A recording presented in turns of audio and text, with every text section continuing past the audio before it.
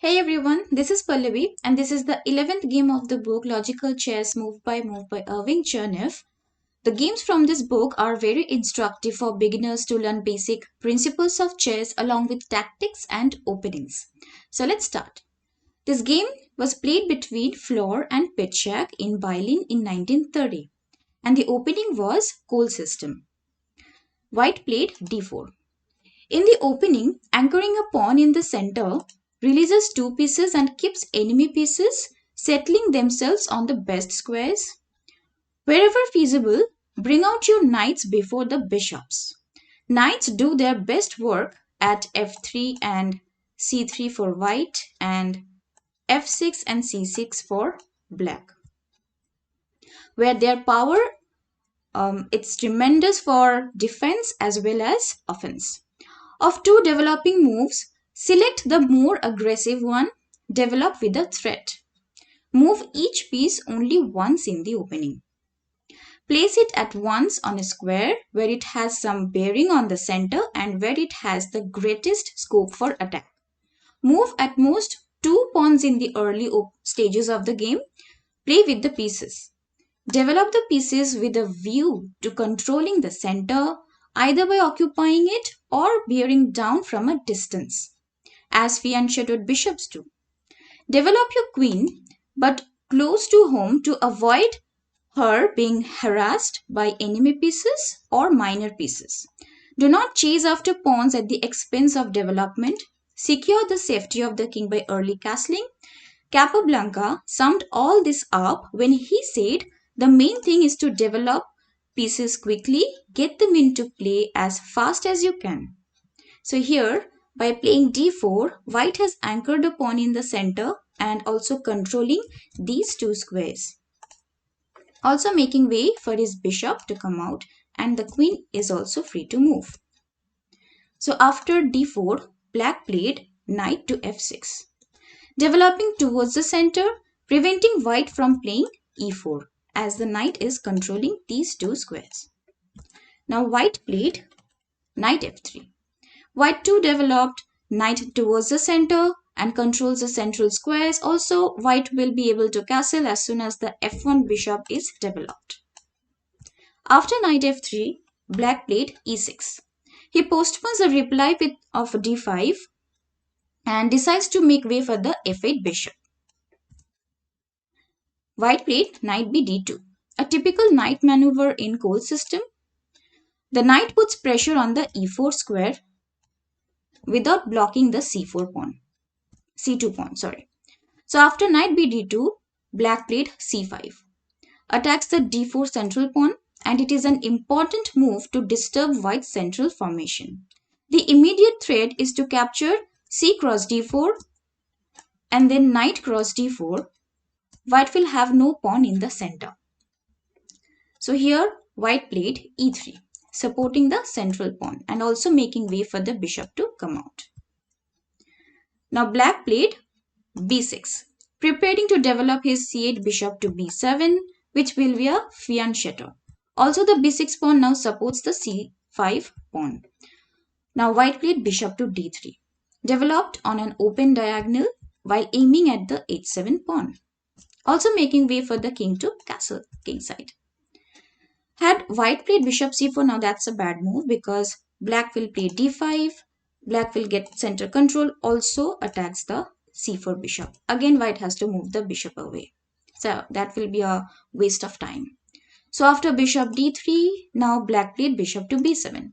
From here, the bishop commands the longest diagonal on the board and also controls the e4 square, which is really important. Now white played short castle. The king is now safe and the rook is now out of the corner and is into the play. After rook e1, it will be activated. So after rook short castle, now black played bishop to e7. Though it looks passive, but the bishop is close enough to home to defend the king, yet easily maneuverable to a more aggressive post if occasion occurs. So here white played c4. In Coal System, white usually plays c3 to support the d4 pawn. Also to make way for the bishop to move back.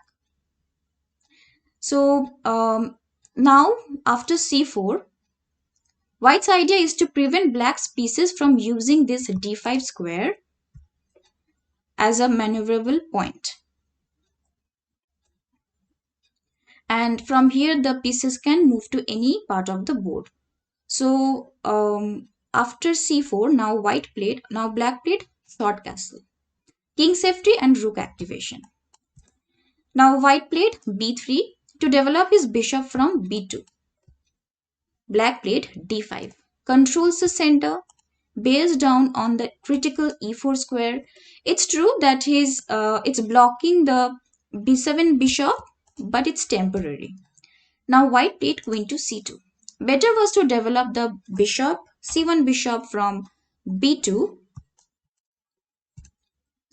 and also the purpose of this queen c2 move is to put more pressure on the e4 square and to prevent black from establishing an outpost on that square by playing knight e4. So after queen c2, now black played knight to c6. A powerful move which combines development, aggressive intent, and prophylaxis. The knight is developed on its suitable square, threatening to play knight b4 to get the exchange with the good bishop on d3. And it prevents white from playing e4. So if white plays e4 now, then knight b4, attacking the queen and the bishop. When the queen goes back and also protects the bishop, black can play knight takes d3, queen takes d3, and d takes e4, and black wins a piece. It's a fork, as it is protected by the knight and also the bishop. So after knight c6, white played a3, preventing black from playing knight to b4, but the time lost in moving a pawn is costly, as we shall see. So here after a3, now black played c cross d4.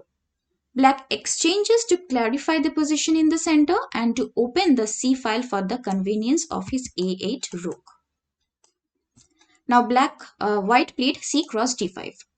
The alternative capture was unpleasant, as if white had captured e cross d4, then d cross c4, queen cross c4, and then rook c8.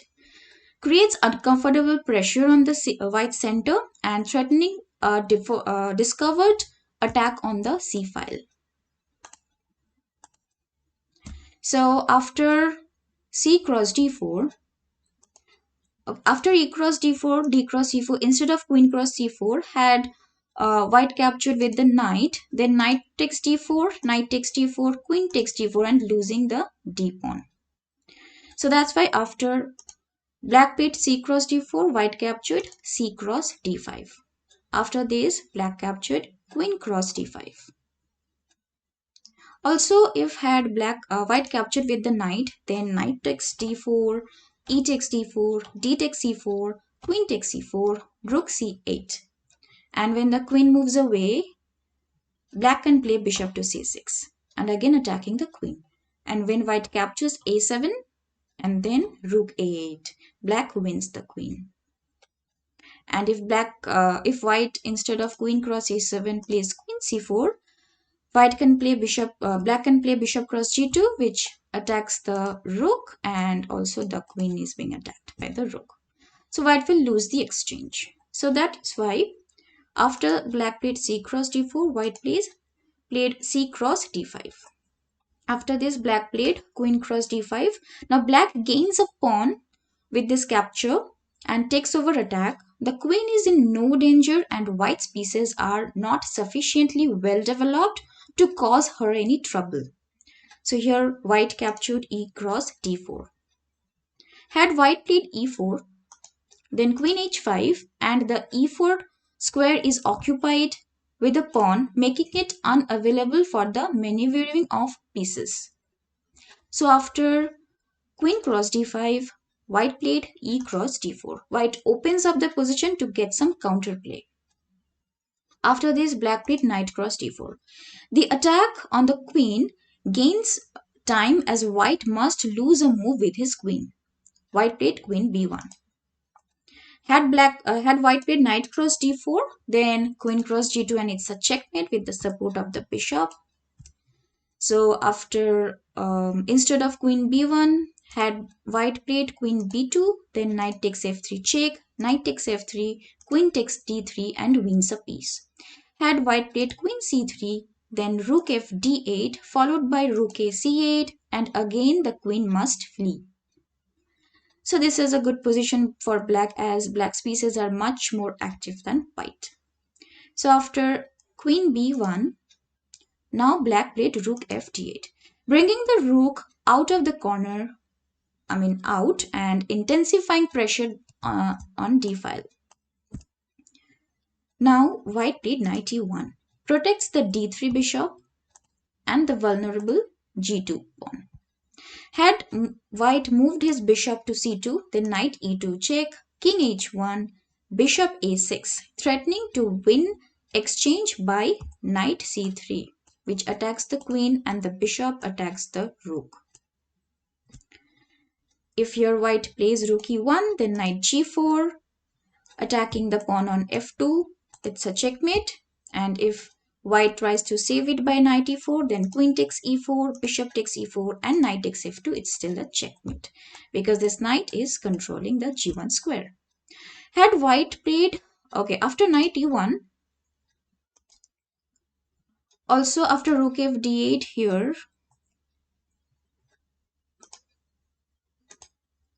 knight f3, and then knight cross f3, and then queen cross d3. Black is gaining a piece. So here after knight e1, now black played queen h5, intending to play bishop d6 or knight g4 and attacking towards the king side, threatening to checkmate. So here white played bishop b2. White did not want to create weaknesses in his position by moving one of his kingside pawns, so decided to develop his pieces. Now black played bishop to d6, threatening to checkmate via queen cross h2. Now white had to play g3, saves a checkmate. Had white played knight ef3, then knight takes f3, knight takes f3, bishop takes f3, pawn takes f3, and queen takes h2, checkmate.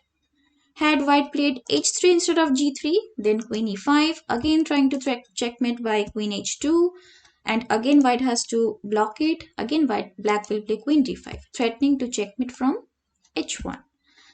And then again white has to play f3 to block it, and then queen g5.